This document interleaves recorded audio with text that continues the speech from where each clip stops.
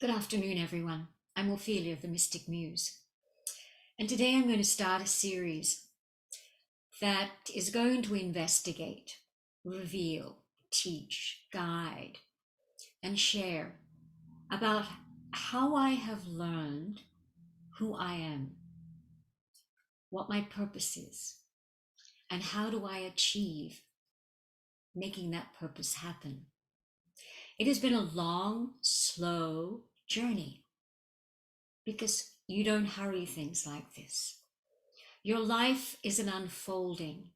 It is a day to day, week to week, moment to moment unfolding of who you are in quiet ways, in deep, dark ways, in amazing, creative ways, and in humbling ways, and in many other things as well.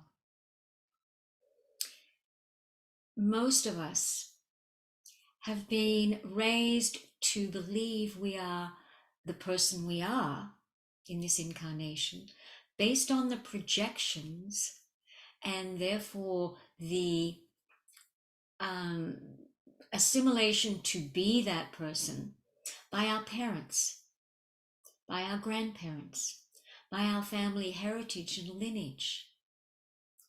Because it has not really been until these past, my generation, the baby boomers, that really started activating knowledge back in the 60s. We knew there was a new consciousness coming in. That is what Woodstock was about. That was what the fight against Vietnam War and the demonstrations and so many political things, all sorts of things in history that were driving a higher consciousness to come in and be recognized. Yet at the same time, when the powers that be that do not want the people to have power, to have a knowledge of who they are and why they're on this planet, and all the things that are natural desires, decided to put a kibosh on that.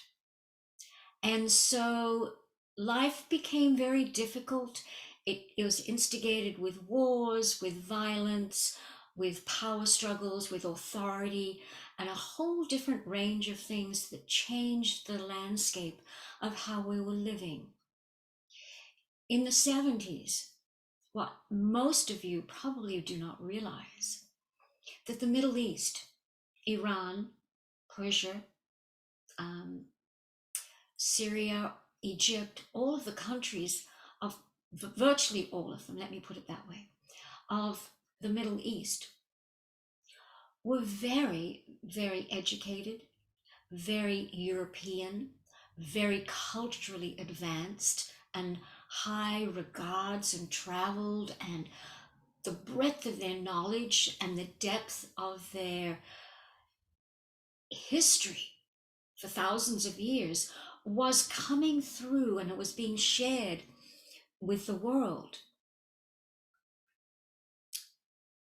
Yet that is also the time in the 70s where the fundamentalism in the Middle East and other places came to the forefront. And it is when women's rights were taken away, when women were put in the black robes and the habaya and veils and their rights taken away. It was out of fear and out of control and authority.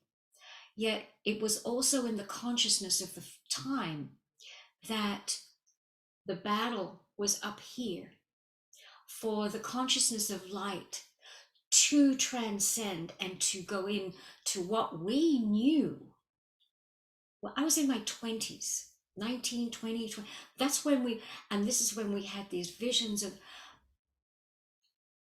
knowing that the world was going to be better. We knew that we'd come in. Not our parents. Well, actually, my father did. He was a way shower. He was way ahead of his time.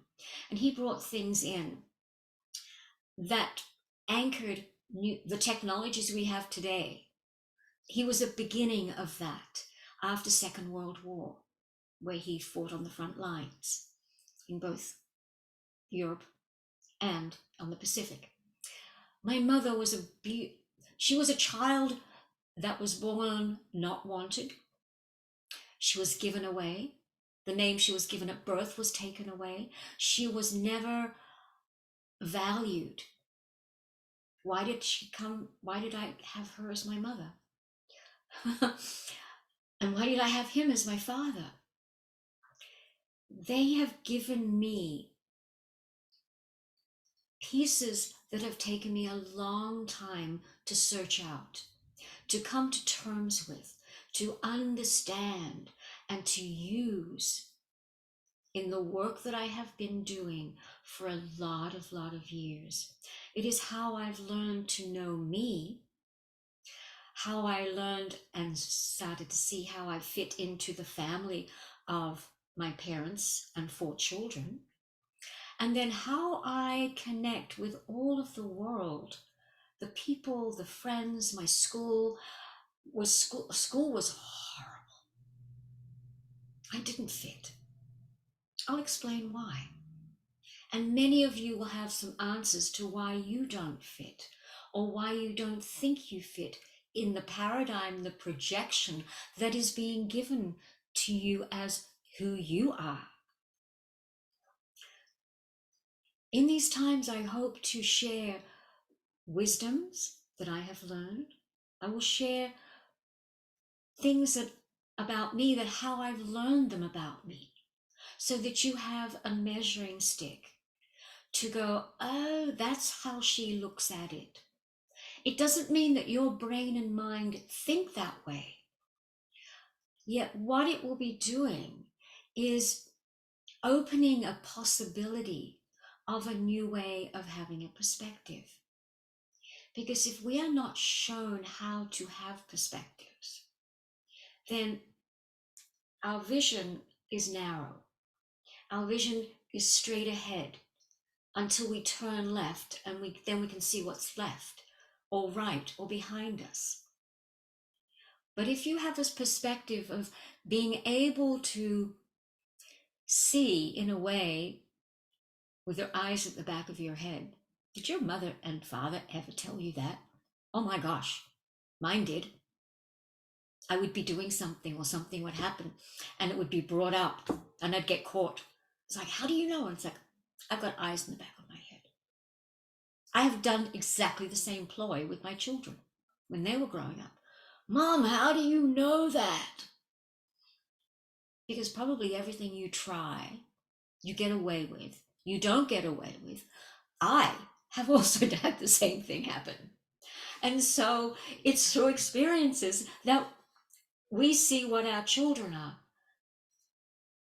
Yet there's also the very strong possibility, without conscious knowledge of who you are as an individual self, and who you are in relation to other people, whether it be your family of birth, whether it be your relationships, the casual relationships, the intimate relationships, whether it be the ones who are fathering your children or mothering your children and bringing them into the world, whether you're married or not, it doesn't matter. It's the same dynamic's going to count. A piece of paper doesn't make any difference. It's the energetics of the DNA and of the soul matrix that has chosen 2 people to birth a live baby. I say live because we're in a very, very mixed up, sad, disjointed world of perceptions now. A world that would dearly love to make everyone a puppet, a pawn, a robot, controllable, thinkable, manageable. Yet these times are not that. They weren't that back in the 60s. They weren't back that in the 50s, the end of the 50s. Before that, the frequency of the consciousness was quite different. If I go back a little further to the end of the 1800s, we go into the middle of the 1800s and back and further on into the 1920s. If you are interested, I encourage you to research the great authors, philosophers, theologians, theosophical wisdoms, teachings about energy, healing, sound, agriculture, education. And you will find absolutely brilliant, brilliant minds. Steiner, Blavatsky, Ledbetter, Krishnamurti, Einstein. There are many others that brought in incredible teachings, very high spiritual teachings, bringing them in and writing prolifically. You may not find the truth on the internet these days. It's all being tweaked out. But if you can find older and earlier versions of their books that go back and perhaps were published in the 60s, 50s, 60s, 70s, before that, you'll start to find and read amazing information that they were bringing in. And apart from the ones, the scientists in general, who decided that they were basically bought out and by the establishment, by the ones that we are trying to get rid of still now, which is insanity.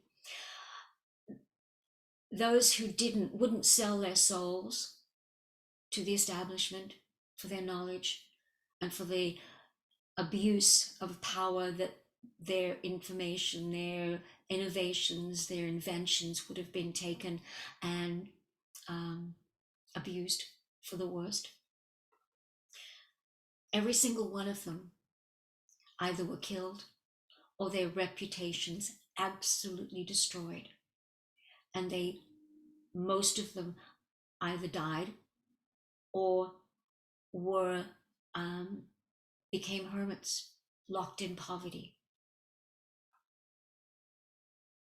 It's not unlike some of them now, trying to stop those who have knowledge coming in, who have the courage to speak out, to share things that have been lies, and now trying to get the truth out, trying to get information that is more correct.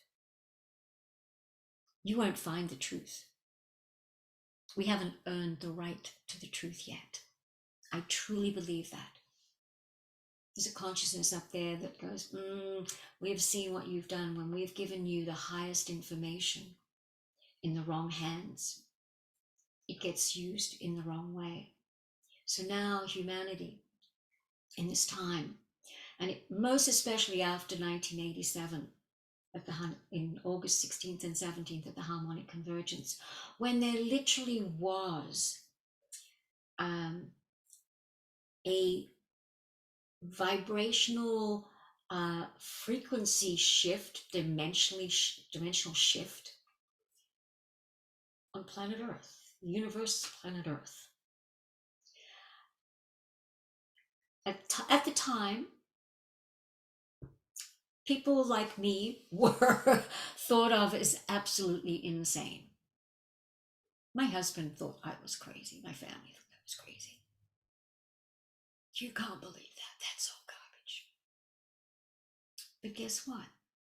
It wasn't garbage. We knew. It was something that we had been birthed with, and we are holding ourselves the knowledge of this time. And the harmonic convergence really opened the cellular structure of so many lost cells inside the body and in the mind, that point, it we went from, and I describe, this is how I describe it, we went from planet Earth was like this in the consciousness, and that after that 16th and 17th, and it started before, but it was, and then it accelerated, amplified, and um, a little, a gradual lifting after the 17th, 18th, and you could, and then there was this, and we went up to about here. This much we'd moved in consciousness, in awareness, in something to another dimension of mind and brain thought. That's what it was about.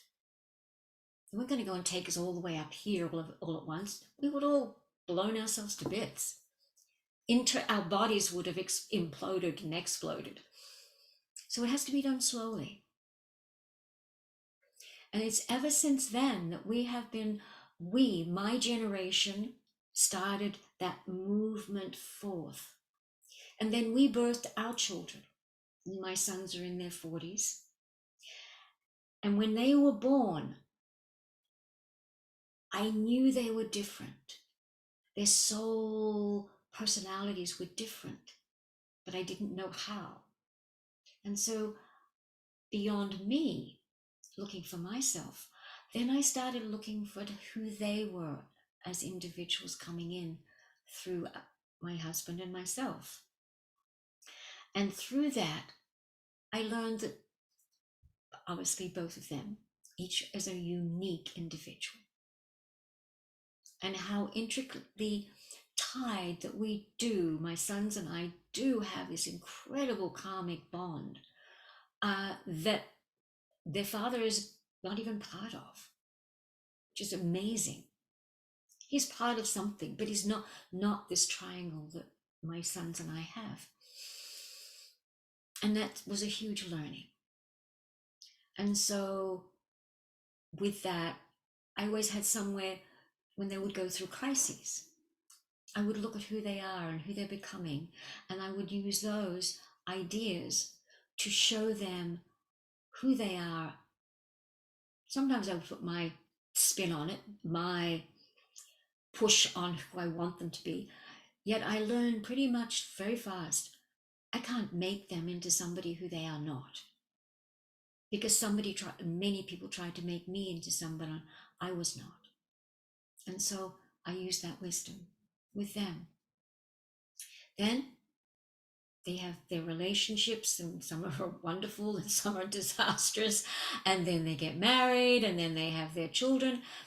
And it was then, when my first grandchild, my grandson, was born, I decided to do a painting that was based on the law of time, 13 moon, Mayan destiny seals.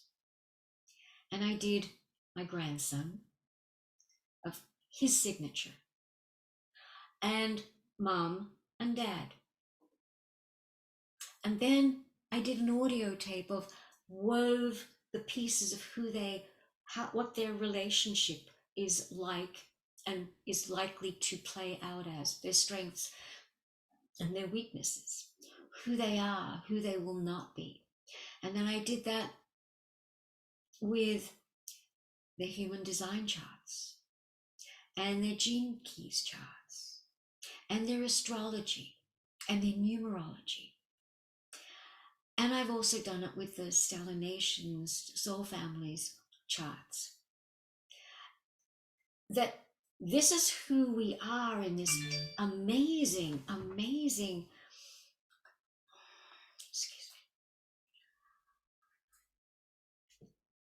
layering multi-dimensional layers. And they are the things that I will cover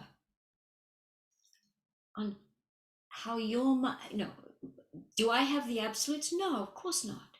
But I give you places to begin. Another thing that happened in 1987 is with the shift in consciousness, it also awakened, which was already in the process within certain individuals, but it also awakened the ability to have new psychologies come in that would be in line with the new souls that will be coming in at the late 20th and into the 21st century. I call them this 21st century psychologies.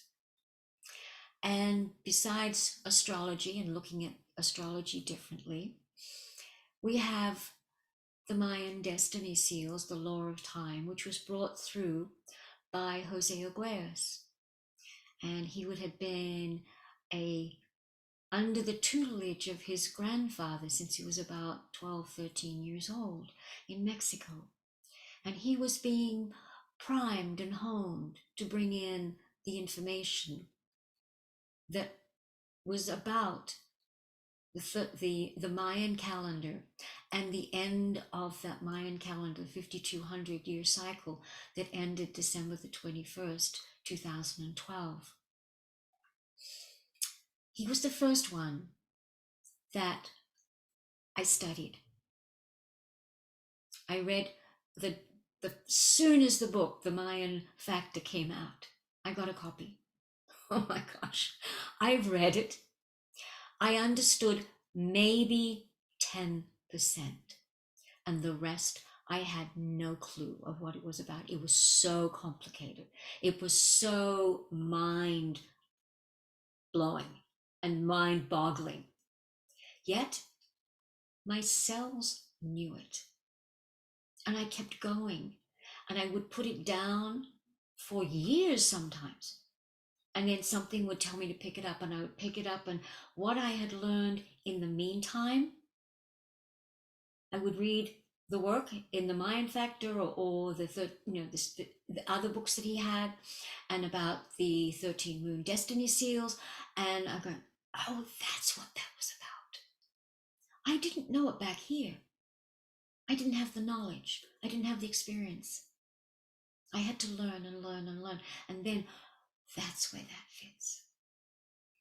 The next thing that came to me was human design. And that came out round about, a couple of years later than the Destiny Seals. And it was brought forth by a gentleman, I do not know his English birth name, but he goes by, or did go by, the name Ra-Ur. And he was, interestingly, he was an Aries. He was an imposing man. He was Aries. In the Mayan, in the human design, when you understand and learn that, he was a manifester. And he was very much the first to say that he was an egotistical, horrible person of a manifester. He was an authority. He was mean. He was nasty. And it was through him and the experience he had, which you can go and learn about, is just quite remarkable, on the island of Ibiza, that he was put into a place of bringing a trance, a downloadable vacuum vessel to bring in the information of human design. And for 25 plus years, he honed that information for us. He passed, interestingly enough, on it was March, I think it was March the 11th or March the 13th, can't remember which one, 2011.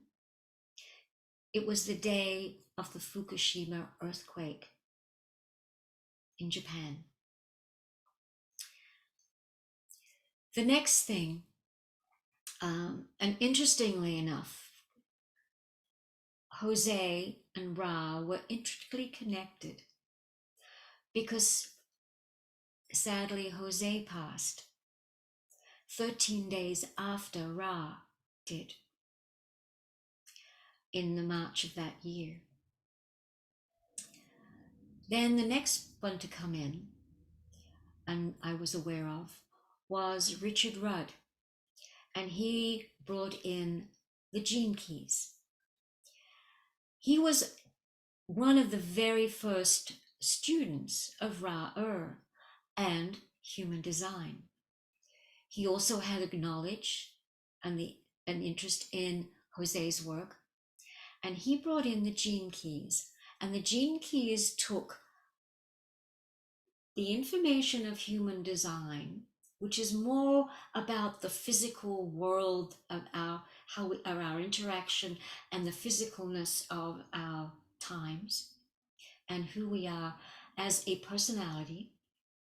And the second, astrologies, that goes with the human design is what our design is. And that is based on 88 days prior to birth. That 88 days prior to birth, I describe it, and I think they do, and people do describe it in different ways, but it's like that's when soul anchors or acknowledges the body, the being that it's coming into to be birthed. And they're most often very different astrologies. And our challenge is to move beyond the personality that we have been told that we are and are supposed to be in this world, and raise that up into becoming who our soul wants us to be, or that's what the intention was when we were born. And it's, if we have parents who are aware, then, and have spent the time to learn and have spent the awareness on learning who they are in their dynamic, then they have much more opportunity of teaching and guiding their children to the highest potential of who they are, versus making them be a clone of who they want them to be. Richard took all of that work, and he was put into a very special place in Ireland to have a download in the same sort of manner. And his work is connected to the DNA. Now, all of these three modalities, they are based on, their guts are based on ancient esoteric teachings and wisdoms and philosophies that have been around for thousands and thousands of years. All three of them, plus others that you will learn about later, have the influence of the I Ching out of the Book of Changes and Divination out of China, which is over 5,000 years old, the Kabbalah, the Tree of Life, Western astrology, Eastern astrology, because Western astrology focuses on the sun as the identifier. I was born in the sign with the sun in Aries. The moon is used by most indigenous cultures. It is used by cultures and teachings that are influenced by the moon, by our emotional bodies, because the moon is based on the water, it is the holder of the information of our emotional frequencies. And so the moon has an influence as well. And everything has an influence. So when Richard brought in the information for the DNA, there are the I Ching, the Kabbalah, the Tree of Life, Western and Eastern astrologies. numerology, the chakras, energy and sound frequencies. Medically, it goes into the amino acids, the physiology of cells, the the inner dynamics of brain and mind. And human design has the same thing, which I will show you how you see how you think and act based on that. And so the gene keys does the same thing on a ramped up information. It takes it to another level. And so from the outside, you go in. Jose's work is based on the Zolkin, which is ancient. The Zolkin was in the Maya, the Toltec, the Olmec, and the Aztec teachings. And it is based on 13 tones that make up the tones of the universe and 20 seals.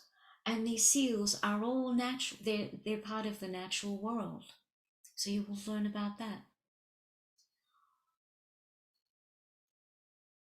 When you start putting all of the pieces together and you learn to feel, it's not this. Yes, you learn it through the mind and the brain, or you learn it through the brain, but the brain is a muscle that is transferring and transmuting the mind information. It's just a muscle. It doesn't, to me, it doesn't do anything. It transfers information. It's the mind that brings it in, and it hones it and puts it in places where only that which is divine created us knows how, where to put it in. You will learn how we are connected to the stars, to the galactic Milky Way, how to view different nations, the 13 nations of the galactic Milky Way, in very different ways. You'll get to witness angels and creatures and dragons and Pegasus and all sorts of things in very different ways. And these are within you. These are literally within the cells of memory. They're imprinted in you. All of this is imprinted within you. And it's how I've been shown to find me. And in the process, I have found others and helped others and shown others who they are, giving them the clues and the keys to look at life from a different perspective. It's not that I get it right all the time. A portion. Yet it is also planting a seed in the Mayan destiny seals. My seal, I'm a yellow rhythmic seed. And a seed holds, no matter what the seed is, every seed holds the matrix of whatever the genetics are of that piece, of that plant. And it goes on through time. It's been going on for millions of years.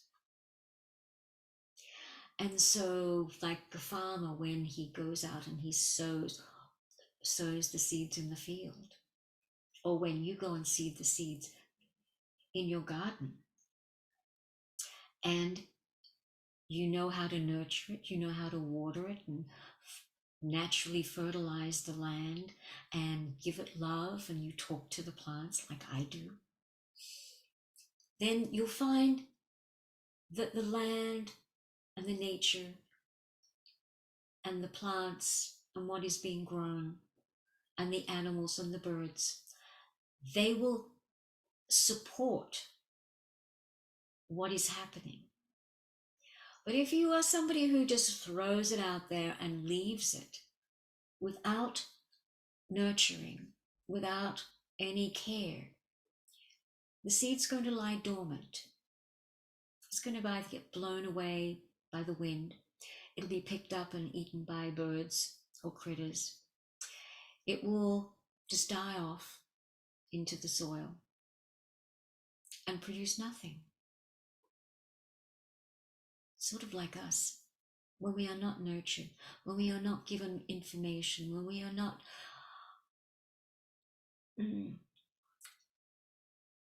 treated to understand who we are,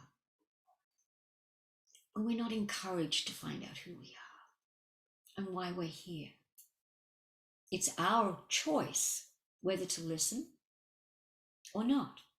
It's our choice what we do. It's our choice, do we water ourselves and do we nurture and do we give ourselves the permission to go deeper and higher and arounder and figure it all out and understand how we are and who we are with other people without blame.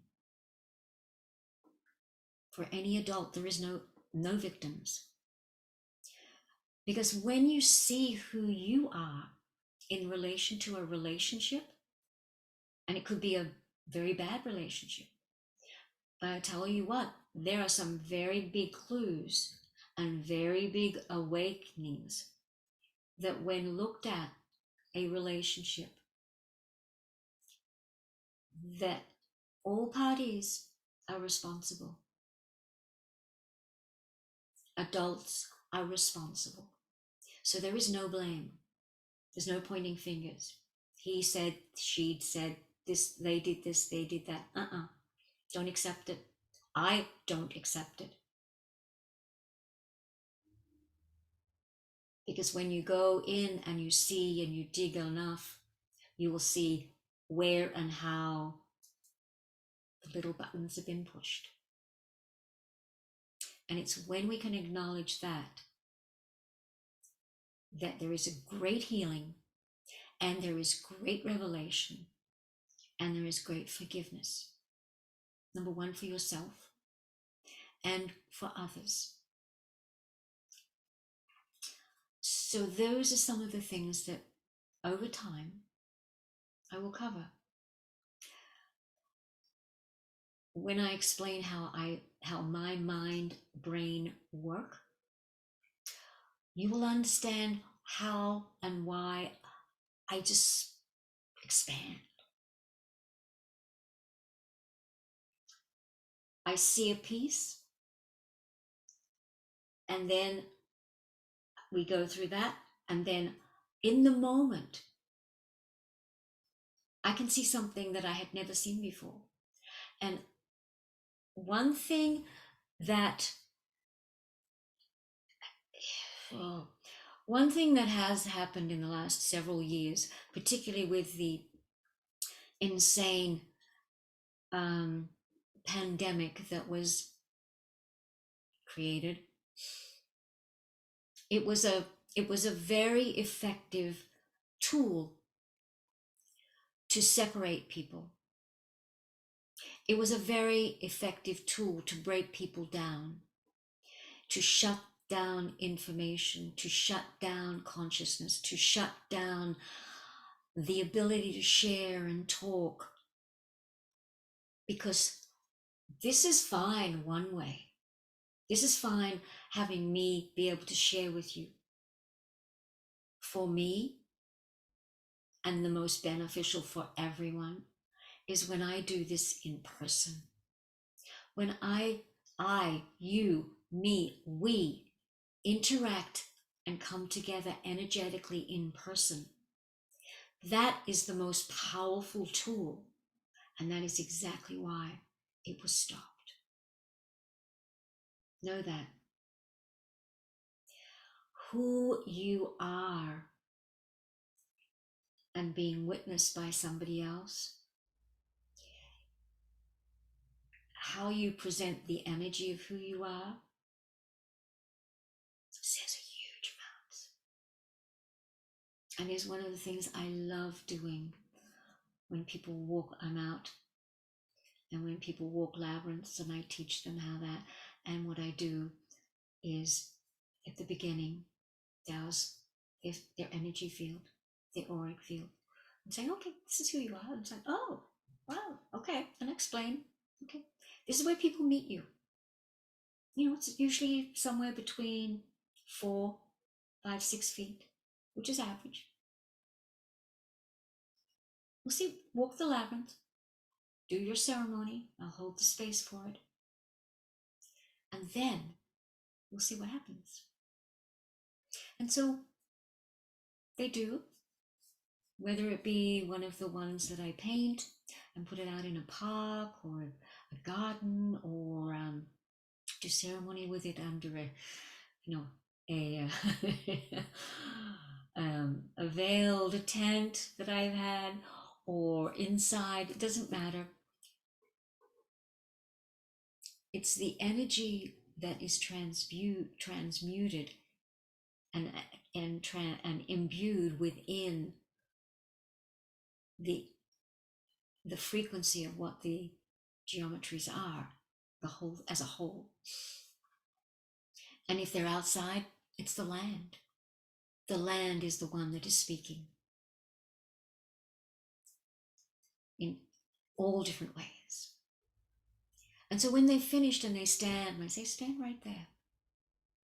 And I get my pendulum or my hands, and I walk back. And they're standing right there, and I'm, okay, every now and again, do you feel anything? And it's like, yes. And if it's pendulum, it's spinning, and it gets, and as I move back, it gets faster and faster. And they're watching, and they can feel it. It's like this is a thread. Do you feel it? Can you feel it now? There's a thread. And it goes back and back and back and back and back and back. Sometimes I go back 20 feet, 30 feet, 50 feet, depending. I stand and I go back and back in my head. Sometimes it can be 300 feet. And I walk back to them when it stops swinging. And it's like the radiance of a person. And I say, that is who you are.